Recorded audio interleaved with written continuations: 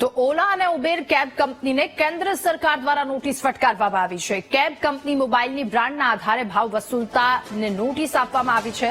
IPhone અને Android phone વાપરતા ગ્રાહકો પાસેથી અલગ અલગ ભાવ વસૂલવામાં આવે છે, જેને લઈને કેન્દ્ર સરકાર દ્વારા નોટિસ ફટકારવામાં આવી। કેન્દ્ર સરકારની નોટિસ બાદ ઓલા કેબની પ્રાઇસમાં આંશિક ફેરફાર જ થયો છે।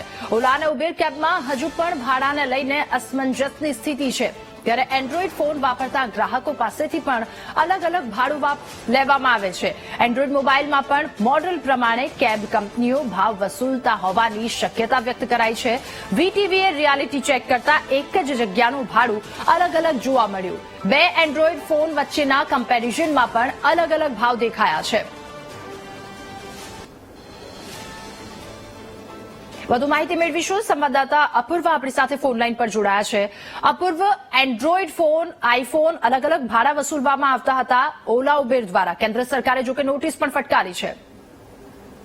જી, ચોક્કસથી વાત કરીએ તો કેન્દ્ર સરકારે ઓલા અને ઉબેરની જે કંપની છે તેને નોટિસ ફટકારી છે, કારણ કે ઓલા ઉબેર દ્વારા આઈફોન અને એન્ડ્રોઈડના જે ગ્રાહકો છે, જે લોકો ઓલા ઉબેરમાંથી કેબ બુક કરતા છે, તે લોકોના જે એક જ જગ્યાના જે ભાડા જે છે તેમાં મોટો તફાવત જોવા મળ્યો હતો ને એ તફાવત કેન્દ્ર સરકારે ધ્યાને આવતા જ નોટિસ ફટકારી છે અને ભાવ જે છે તે સરભર કરવા માટે જે છે તે સૂચના પણ આપી છે। જોકે વીટીવી રિયાલિટી ચેક પણ કર્યું છે ને જેમાં આઈફોન અને જે એન્ડ્રોઈડ મોબાઈલ છે તેમાં એક જ એપ્લિકેશન ઓલા હોય કે ઉબેર હોય તેમાં કોઈ પણ લોકેશન જે છે તે નિશ્ચિત નાખવામાં આવે છે, ત્યારે અલગ અલગ ભાવ જે છે તે જોવા મળે છે। 15 થી 20 રૂપિયાનો વધારો જે છે તે આઈફોનમાં જોવા મળતો હોય છે। જોકે બીજું પણ એક ધ્યાને આવ્યું છે કે એન્ડ્રોઈડ મોબાઈલમાં પણ અલગ અલગ જે મોડેલો છે તેમાં પણ મોટો તફાવત જે છે તે ભાડામાં જોવા મળી રહ્યો છે। જોકે આ હોવો ન જોઈએ, કારણ કે એક જ લોકેશન હોય, એક જ જગ્યાએ જવાનું હોય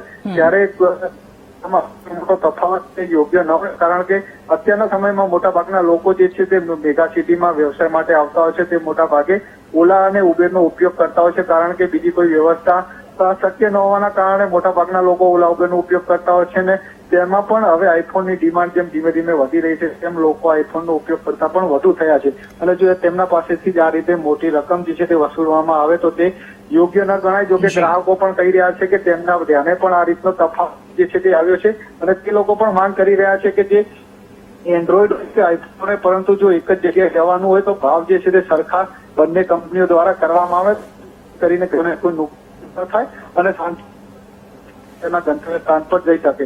જેથી ચોક્કસથી કહી શકાય કે જે નોટિસ ફટકારવામાં આવી છે તે બાદ કંપનીઓએ જો કે થોડા ઘણા ભાવ જે છે તે ઘટાડ્યા છે, પરંતુ હજી સુધી ભાવ જે સરભર થયા નથી। હવે સરભર ક્યારે થશે અને ગ્રાહકોને ક્યારે ફાયદો થશે તે જોવાનું રહેશે। જી અપૂર્વ, આભાર આપનો તમામ વિગતો સાથે જોડાવા બદલ।